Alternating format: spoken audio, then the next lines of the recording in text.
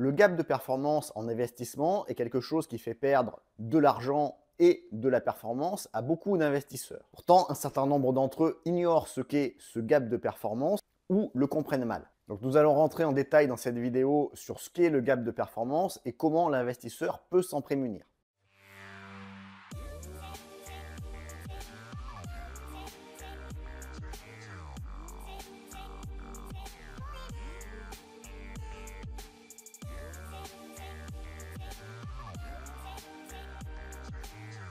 Ces investisseurs pris dans le piège du gap de performance sous-performent le marché. Comment se retrouvent-ils dans cette situation? Eh bien, ils chassent la performance passée. Ils rentrent dans des investissements, que ce soit des secteurs d'activité, des indices, des types d'actifs, après que ceux-ci aient bien performé. A l'inverse, ils sortent de ces investissements après que ceux-ci aient eu quelques années difficiles. Le résultat, c'est qu'il y a un écart, un gap significatif entre la rentabilité de l'investissement donné et la rentabilité que l'investisseur qui investit sur cet investissement en obtient. Même si ce gap de performance s'applique à tout type d'actifs et à tout investissement, c'est sur la bourse qu'on peut le mieux le mesurer.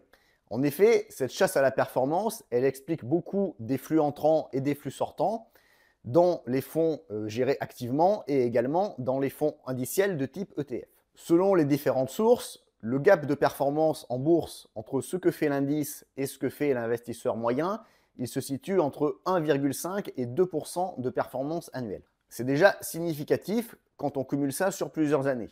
Mais si on regarde plus en détail les données, on voit que ce gap de performance, il est d'autant plus important qu'on est sur un actif volatile.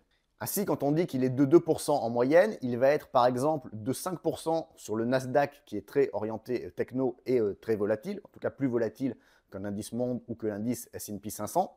Il va être de 4% ce gap de performance sur les fonds sectoriels. Vous savez, les fonds qui sont orientés par exemple sur l'eau, sur la technologie, sur la santé, sur l'environnement, etc.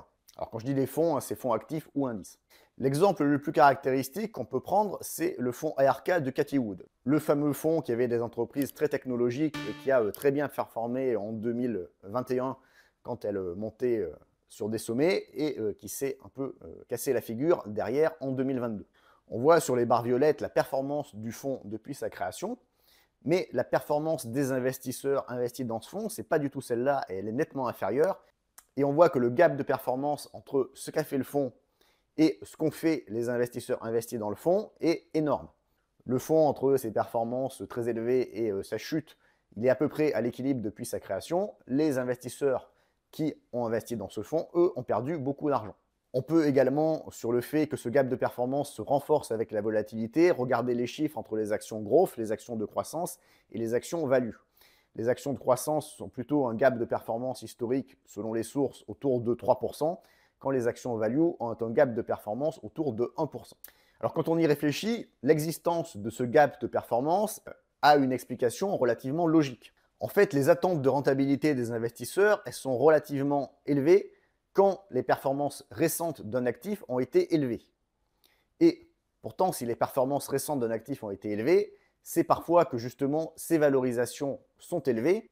Et donc, si les valorisations sont élevées, les espoirs de rentabilité se réduisent. A l'inverse, les attentes des investisseurs sont relativement faibles en termes de rentabilité après une période difficile sur un type d'actif. Pourtant, si cet actif a peu performé depuis un certain temps, eh bien, les valorisations sont faibles et donc la rentabilité attendue est peut-être plus élevée.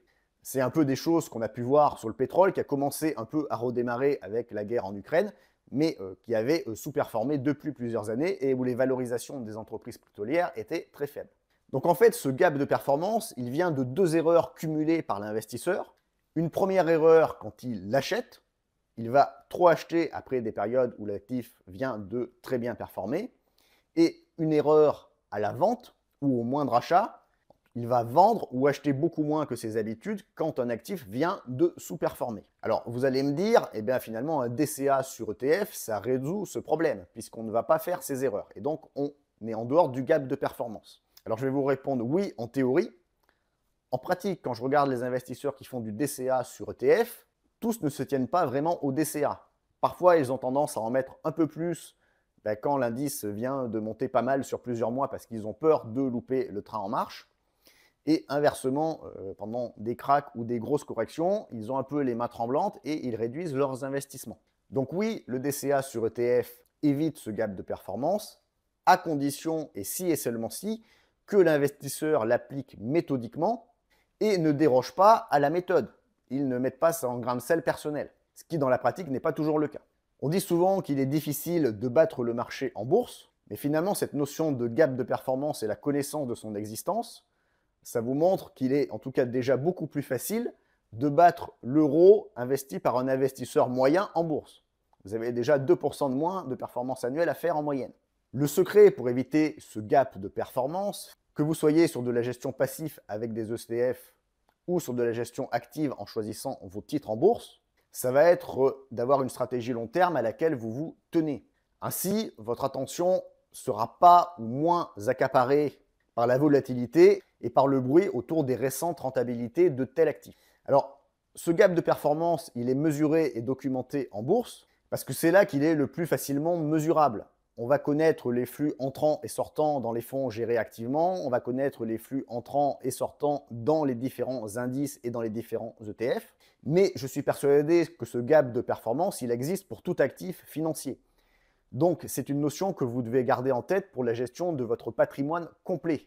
Je suis persuadé que, par exemple, quelqu'un qui a établi une allocation stratégique patrimoniale en se disant « je mets 30% en cash et équivalent, 30% en immobilier, 30% en actions, 5% en or, 5% en private equity », eh bien, il a un risque d'être soumis à ce gap de performance et de faire moins bien, finalement, lui, que cette allocation ferait sur le marché sans ce biais.